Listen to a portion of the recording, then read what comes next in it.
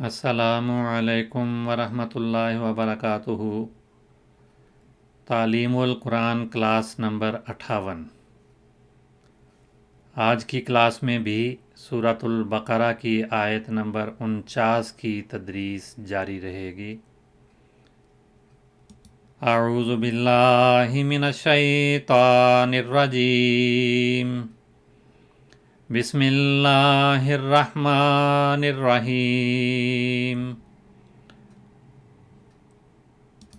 वत्तकू यौमन ला तज्ज़ी नफ्सुन अन नफ्सिन शैआ वला युक़बलु मिन्हा शफ़ाअतुन वला युअख़ज़ु मिन्हा अदलुन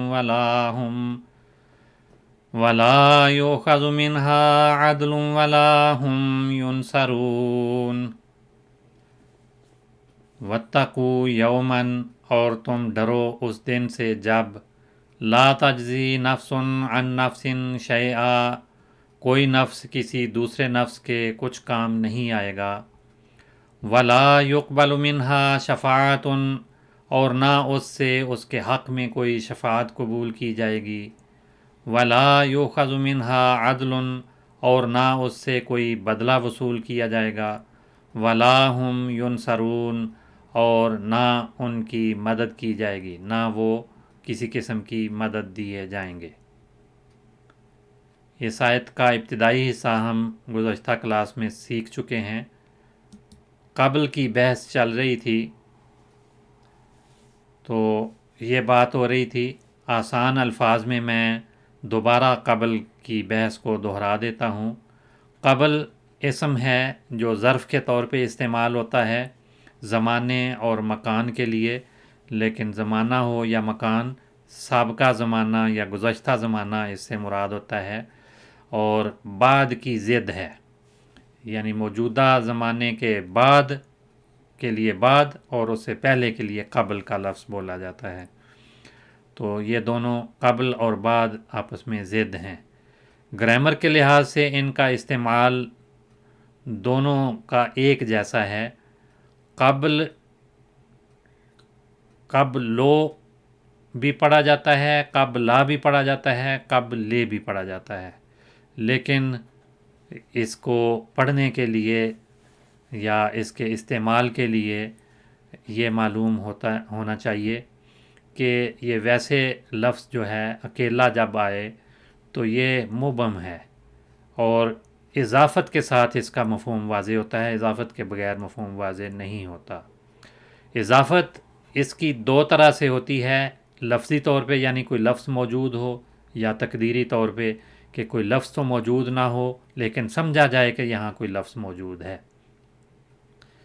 तो इसको हम कह सकते हैं कि इज़ाफ़त तो मौजूद है, लफ्ज़ कोई नहीं है, इसलिए ये मुफ़रद इस्तेमाल हो रहा है, अकेला। तो उस सूरत में जब ये इज़ाफ़त के बग़ैर आता है तो ये मबनी अला ज़म्मा होता है। तो मबनी अला ज़म्मा हो तो फिर इसको हमेशा क़ब्लो पढ़ेंगे, खा इससे पहले हरफ़ जार आ जाए या कुछ भी आ जाए आमिल, तो क़ब्लो इसको पढ़ेंगे। लेकिन जब इज़ाफ़त आ जाती है, जैसे क़ब्ला फ़ुलानिन, तो इस सूरत में ये मंसूब इस्तेमाल होता है अगर ज़र्फ़ के तौर पे हो। लेकिन इससे पहले हरफ़ जार आ जाए तो फिर ये मजरूर भी इस्तेमाल हो जाता है, तो यानी मोरब हो जाता है। और जब ये इज़ाफ़त के बग़ैर आ जाए तो मबनी, और जब इज़ाफ़त के साथ आ जाए तो तीनों इराब क़ब्ला, क़ब्लो, क़ब्ले भी आ सकता है।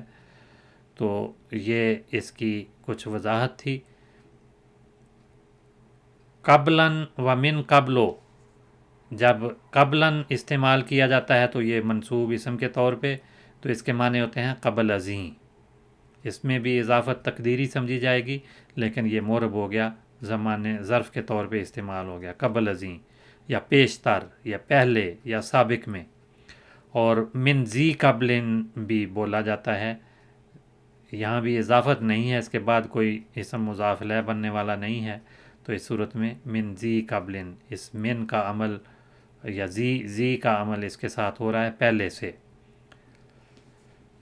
तो لا یقبالو کی بحث میں یہ بحث بھی آ گئی، مادہ چونکہ ایک ہی ہے اس لیے اس کو بھی ہم نے سیکھ لیا۔ اسی لفظ اسی مادے سے قبلۃن بھی ایک لفظ بنتا ہے۔ قبلہ ہم عام طور پہ اردو میں بھی استعمال کرتے ہیں، مرکز یا توجہ کو کہتے ہیں۔ قبلۃ الانظار، نظر کا جو مرکز ہے اسے کہیں گے قبلۃ الانظار۔ اور قرآن مجید میں آیا ہے اجعلوا بیوتکم قبلۃً، کہ تم اپنے گھروں کو آمنے سامنے بناؤ۔ اور قبلہ کے معنی مسجد کے بھی ہوتے ہیں، اس لحاظ سے ترجمہ ہو جائے گا کہ تم اپنے گھروں کو مسجد بناؤ یا آمنے سامنے بناؤ یا قبلہ رخ بنایا کرو۔ یہ سارے معنی یہاں اس آیت کے لفظی طور پہ ہو سکتے ہیں۔ اسی سے ایک لفظ قبل بھی بنتا ہے، تینوں حروف پر ضمہ آئی ہے، تو اسم ہے یہ بھی، اور ہر چیز کے اگلے حصے کو، پہلے حصے کو قبل کہا جاتا ہے۔ حضرت یوسف علیہ السلام کے متعلق قرآن مجید میں آیا ہے ان کان قمیصہ قد من قبل فصدقت، کہ اگر حضرت یوسف علیہ السلام کا کرتا آگے سے پھٹا ہوا ہے تو اس عورت نے سچ کہا ہے۔ تو قبل آگے سے، آگے کا ترجمہ ہے، اگلا حصے کا ترجمہ ہے۔ اور قبل پہاڑ کے دامن کو بھی کہتے ہیں، اور کسی بھی وقت کا ابتدائی حصہ بھی قبل کہلاتا ہے۔ تو اس طرح سے اس کے مختلف معنی آتے ہیں۔ قبلۃن اصطلاح میں عام طور پہ جہت یا سمت یا رخ کو کہتے ہیں، لیکن بعض اوقات کسی تصور کے لحاظ سے کوئی رخ ہو تو اس کے لیے بھی قبلہ کا لفظ بولا جاتا ہے، جیسے کہتے ہیں ما لکلامی ہی قبلۃن، کہ اس کے کلام کا تو کوئی رخ ہی نہیں ہے۔ این قبلتک کا، تیرا قبلہ کہاں ہے، تمہاری سمت کہاں ہے، تم کس طرف جا رہے ہو، کیا سوچ رہے ہو۔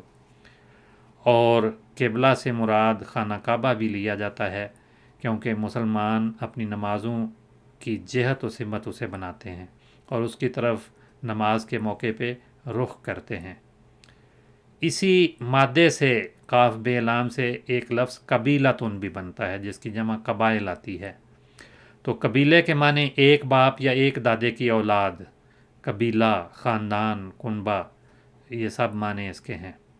اور قبیلہ نباتات یا جانوروں کی ایک قسم کو بھی قبیلہ کہا جاتا ہے۔ اور قمیص کا استر کا جو ٹکڑا ہوتا ہے اس کو بھی قبیلہ کہا جاتا ہے، اور لگام میں جو تسمہ وغیرہ ہوتا ہے اس کو بھی قبیلہ، کھوپڑی کی ہڈی کو بھی قبیلہ کہا جاتا ہے۔ تو لا یقبلو لفظی معنی اب اس لفظ کے بنیں گے قبول نہیں کیا جائے گا۔ یہ فعل مجہول ہے، اور مجہول کی تفصیل ہم پہلے پڑھ چکے ہیں۔ من حرف جار ہے، اور ہا ضمیر ہے جو مجرور ہے، واحد مؤنث غائب کا صیغہ ہے یہ، اور مجرور ہے، اور یہ جار اور مجرور مرکب جاری کہلائے گا۔ لا یقبل منہا شفاعتن، شفاع سفارش یا شفاعت، یہ اپنی ذات میں تو مصدر ہے، اس کی تفصیل ہم دیکھیں گے، لیکن اس جملے میں یہ نائب فاعل کے طور پہ آ رہا ہے۔ قبول کرنے والا تو اللہ تعالیٰ کی ذات ہے، اور قبول جس چیز کو کیا جائے گا وہ شفاعت ہے۔ یہ معنوں کے لحاظ سے تو مفعول بنتی ہے، لیکن گرامر میں اس کو مفعول نہیں بلکہ نائب فاعل کہتے ہیں، کیونکہ فاعل اس جملے میں مذکور نہیں ہے، فاعل کا ذکر اس جملے میں نہیں ہے۔ لا یقبلو، وہ کام کرنے والا، قبول کرنے والا کون ہے، اس کا ذکر جملے میں نہیں آیا، اس وجہ سے کہیں گے کہ یہ فعل مجہول ہے، اور شفاعتن اس کا نائب فاعل ہے، اور نائب فاعل بھی فاعل کی طرح مرفوع ہوتا ہے، اور اگر مفعول بنے تو پھر وہ منصوب ہوتا ہے۔ تو اس کے آخر میں جو دو پیش آئی ہیں یہ رفع کی علامت کے طور پہ ہیں۔ شفاع، اس کا مادہ شین فے عین ہے، اور اس سے فعل ماضی شفاع بنتا ہے، اور شفاع فی بھی استعمال ہوتا ہے، فی کے صلے کے ساتھ یہ فعل آ جاتا ہے، اور فعل مضارع اس کا یشفع آتا ہے۔ شفعتن، شفا کا لفظ اردو میں اکثر استعمال ہوتا ہے، اور قانونی یا جو زمینوں کے جھگڑے وغیرہ ہوتے ہیں وہاں شفا کا حق استعمال کیا جاتا ہے۔ تو شفا اس کا لفظی طور پہ تو مصدر ہے، لیکن اسم کے طور پہ استعمال ہوتا ہے، اور اسم فاعل اس سے شافعن، اللہ تعالیٰ کا نام بھی ایک شافی ہے، تو وہ شافعن اسی سے ہے، شافعن، شافی تو اور مادہ ہے، شافعن جو ہے یہ الگ مادہ ہے، شفاعت کرنے والا۔ حضور صلی اللہ علیہ وسلم کی ذات بھی شافع کہلاتی ہے۔ مشفوع یہ اسم مفعول ہے، مشفوعن اسم مفعول والا ہی وزن ہے اس کا، مفعول، مشفوع۔ اور یہ فعل کے طور پہ جب آتا ہے تو اس کے معنی ہوتے ہیں شفا کرنا۔ اور شفا جارہ جب کہتے ہیں تو اس کے معنی ہوتے ہیں کہ پڑوسی کو حق شفا دینا۔ اور شفاعتن جو اسم آتا ہے یہ فقہائے اسلام کی مقرر کردہ شرائط پر پڑوسی کی جائیداد کو جبراً ملکیت میں لینے کا حق دینا، یعنی ویسے اس کا حق نہیں ہے، وہ اگر بیچنا چاہے تو پہلا حق جبراً پڑوسی کو دیا جاتا ہے، تو اس حق کو شفا کہا جاتا ہے۔ اور شفا سے مراد وہ جائیداد بھی لی جاتی ہے جس میں حق شفا ہو سکتا ہو، اور چاشت کی جو دو رکعتیں نماز پڑھی جاتی ہے اس کو بھی شفا کہا جاتا ہے، اور نظر کو بھی شفا کہا جاتا ہے، جیسے کہتے ہیں اصابت ہو شفاتن کہ اسے تو نظر لگ گئی ہے، اور دو چیزوں کا جوڑ جو ہے اس کو بھی شفا کہا جاتا ہے، اور دیوانگی بھی شفا ہے۔ اور جب اس کا فعل لیا جائے تو شفع یشفع، فتح یفتح اس کا باب بنتا ہے، اور یہ الا، فی اور لام کے صلے کے ساتھ فعل آ جاتا ہے۔ مصدر اس کا شفعن آتا ہے، اور شفاعتن بھی مصدر ہے، اور اسے اسم فاعل شافعن اور شفیعن بنے گا، اور مفعول اس کا مشفوع الیہ بنے گا یا مشفوعن بنے گا۔ تو اس کے معنی شفع یا شفعن کے معنی ہوتے ہیں جوڑا بنانا، کسی چیز کے ساتھ اس جیسی دوسری چیز کو ملا دینا، یا کسی چیز کو دوہرا کرنا یا ڈبل کرنا۔ اور شافع جو اسم فاعل اس سے بنتا ہے اس کے معنی ہے سفارشی یا سفارش کنندہ یا حق شفا دینے والا، یا بچے والا جو ہے اس کو بھی شافع کہتے ہیں۔ حاملہ اونٹنی، بچے والی حاملہ اونٹنی یا بکری وغیرہ کو شافع کہا جاتا ہے۔ اور شفیع بھی انہی معنوں میں، شافع کے معنوں میں ہے، لیکن صیغہ الگ ہے، اس کی جمع بھی شفعاء آتی ہے۔ سفارشی یا وکیل کو شفیع کہا جاتا ہے۔ پڑوسی کی جائیداد از روئے شفع بالجبر حاصل کرنے والا بھی شفیع کہلاتا ہے، اور حق شفع والا یا جفت، عدد اور جوڑا، ان سب کے لیے شفیع کا لفظ بولا جاتا ہے۔ اسی سے جو مصدر شفاعت ہے اس کے معنی سفارش کے ہیں، یا وہ کلام جو سفارش کے لیے کیا جائے اسے شفاعت کہا جاتا ہے۔ اور ایک لفظ اسے الشفاعی بھی بولا جاتا ہے، یعنی سفارشی۔ تو یہاں لا یقبل منہا شفاعت ولا عدل،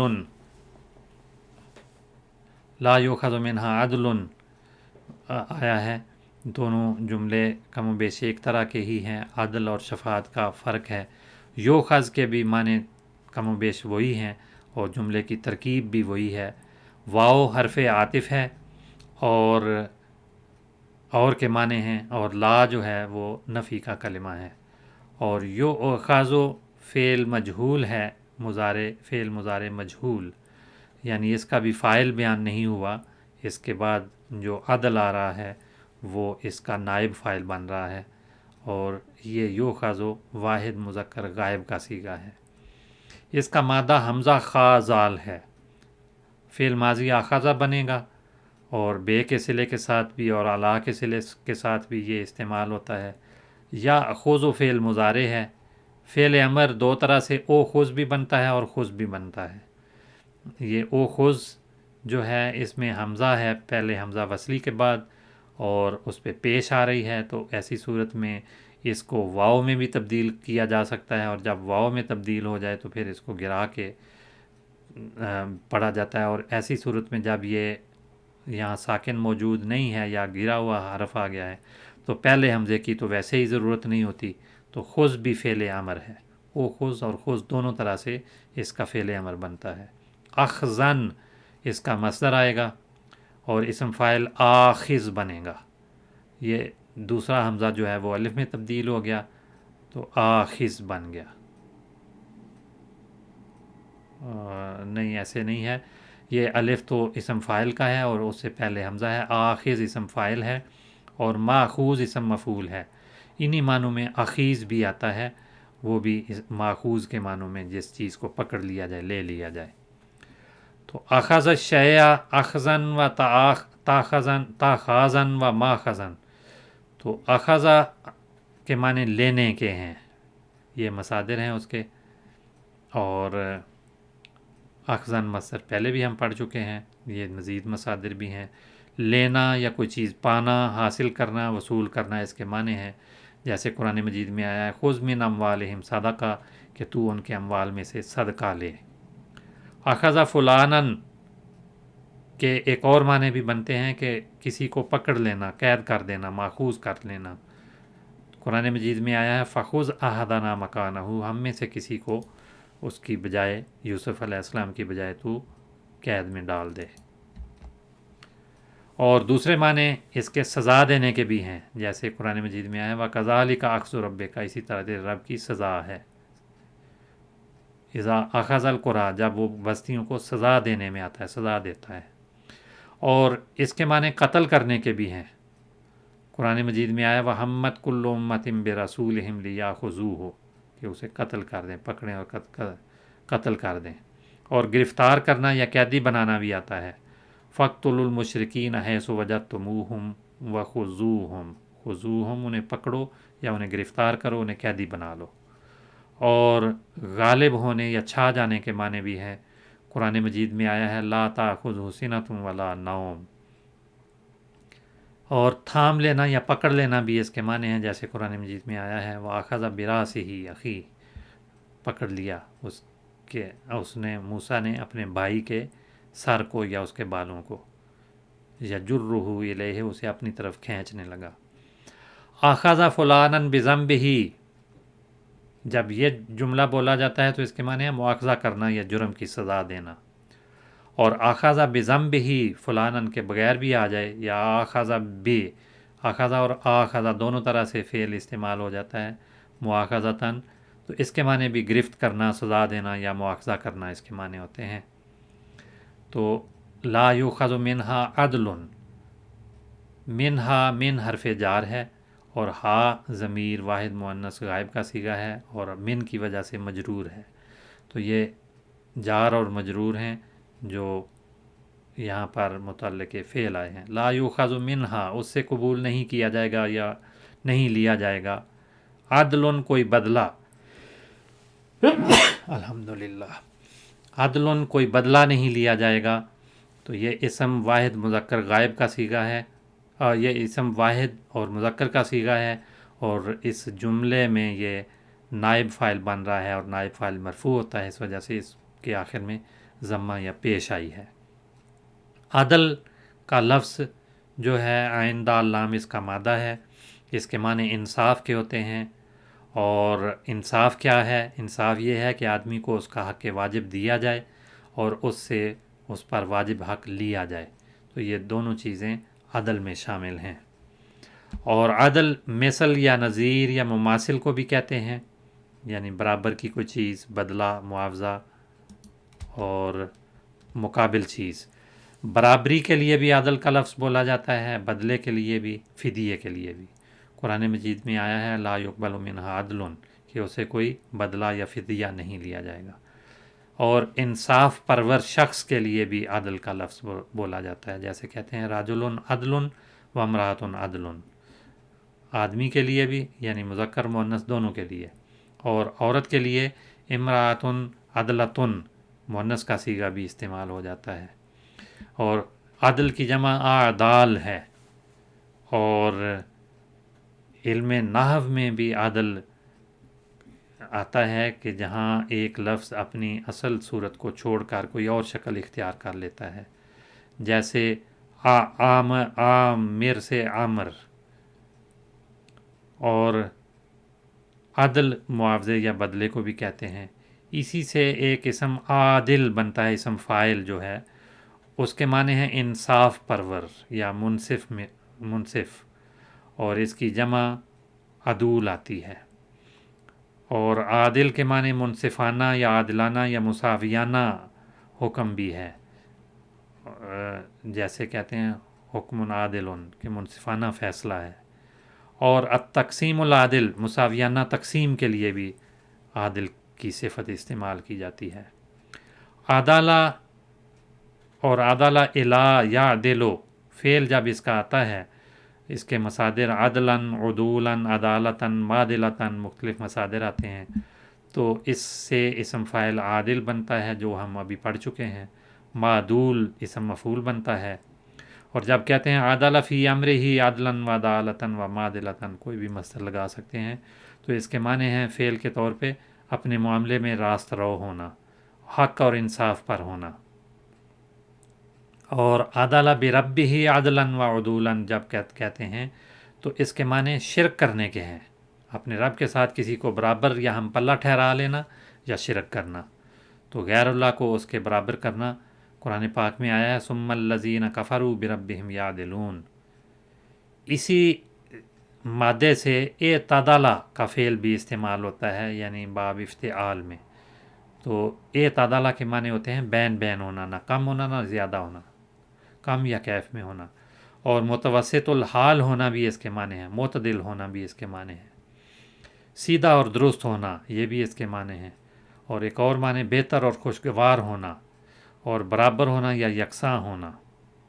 معتدل اس سے اسم فاعل بنتا ہے اعتدال پسند یا درمیانے درجے کا، جس میں نہ افراط ہو نہ تفریط ہو، اور جب کہتے ہیں عدالہ فی حکم ہی تو اس کے معنی ہوتے ہیں کہ فیصلے میں اس نے انصاف کیا، عدالہ فلانن عن طریق ہی راستے سے ہٹ جانا، اور عدالت شیء عادلاً سیدھا کرنا یا برابر کرنا، عدالت شیء بالشیء ایک شے کو دوسری کے برابر کرنا یا اسی جیسا یا اس کا قائم مقام کرنا، تو لا یؤخذ منها عدل ولا هم ینصرون، واو حرف عاطف ہے جس کے معنی ہیں اور، لا نہیں، ہم وہ لوگ،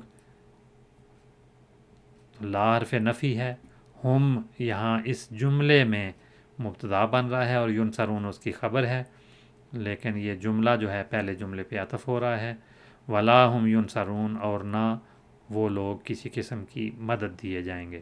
ہم ضمیر ہے جمع مذکر غائب کا صیغہ ہے، اور یہ مبتدا ہے، مبتدا بننے کی وجہ سے مرفوع ہے، ظاہری کوئی علامت نہیں کیونکہ یہ مبنی ہے، اس پہ محلی اعراب آتے ہیں۔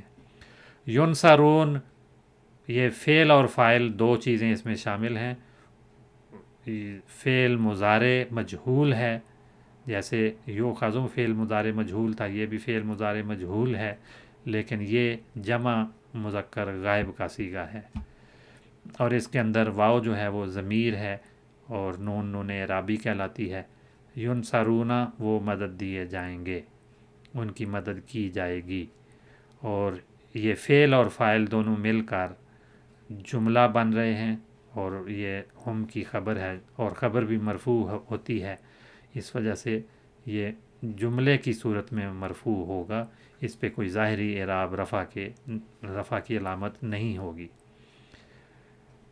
یہ نون صاد رے اس کا مادہ ہے، فعل نصر ینصرو یہ بہت عام ہے، ایک باب کے نام کے طور پہ بھی استعمال ہوتا ہے، نصرن اس کا مصدر ہے، نصرتن بھی مصدر آتا ہے، اس سے اسم فاعل ناصر بنتا ہے، اس کی مؤنث ناصرتن آتی ہے، اور ناصر یا ناصرہ کی جمع نصار اور نصور دونوں آتی ہیں، اور نصیر کا صیغہ بھی آ جاتا ہے جو مذکر مؤنث دونوں کے لیے آ جاتا ہے، اسم فاعل کے معنی دینے والا، اور انصار بھی نصیر کی جمع ہے یا ناصر کی جمع ہے، اس کا اسم مفعول منصور آتا ہے، اور جب کہتے ہیں نصرہ علی عدوہ نصرا و نصرتاً تو اس کے معنی ہوتے ہیں کہ دشمن کے مقابلے میں کسی کی حمایت اور مدد کرنا۔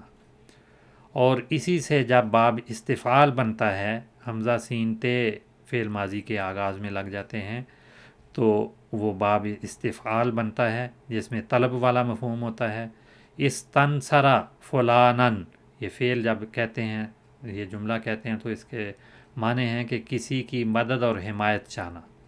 قرآن مجید میں اسی مفہوم میں یہ لفظ آیا ہے، فَإِذَا الَّذِي اسْتَنصَرَهُ بِالْأَمْسِ يَسْتَصْرِخُهُ، کہ وہ شخص جس نے موسیٰ سے گزشتہ روز مدد مانگی تھی، وہ اسے پھر چیخ چیخ کر بلا رہا ہے کہ آؤ میری مدد کرو۔ تو یہ ایک تفصیلی واقعہ ہے جو قرآن مجید میں آیا ہے، حضرت موسیٰ علیہ السلام سے جو ایک قتل کا واقعہ ہوا اور اس کے بعد جو ان کی ہجرت کا سبب بننے والا واقعہ ہوا، تو اس میں یہ آیت بھی آ رہی ہے۔ اور نصر مصدر ہے جس کے معنی فتح، کامیابی، مدد اور حمایت، اور مددگار کے معنی بھی ہیں۔ رجل نصر کہا جاتا ہے کہ مددگار آدمی، اور قوم نصر بھی کہا جاتا ہے کہ قوم جو ہے وہ بڑی مددگار ہے۔ اسی سے ایک نصرانی کا لفظ بنا ہے، نون سواد رے تو وہی مادہ ہے، آگے مزید اس میں حروف شامل ہوئے ہیں، جس سے مراد مذہب ہے نصرانیت کا، یعنی عیسائیت کا، یا کرسچن جو ہے وہ نصرانی کہلاتا ہے۔ عیسائیت کا متبع، نصرانیت کا متبع نصرانی کہلاتا ہے، اور اس کی جمع نصارہ یا نصرانیت آتی ہے۔